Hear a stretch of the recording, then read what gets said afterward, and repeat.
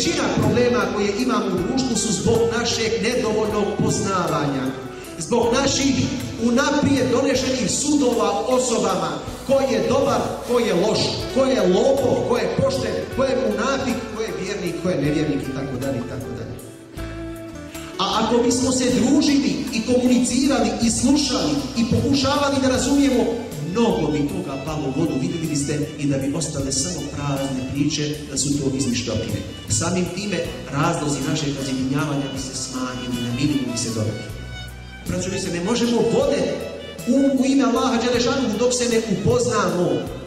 Tek kad se upoznamo i vidimo da imamo iste ciljeve, da imamo osobine zajedničke s kojima je Allah zadovoljan, ista nastojanja, tada ćemo moći da se volimo u ime Allaha Đelešanuhu.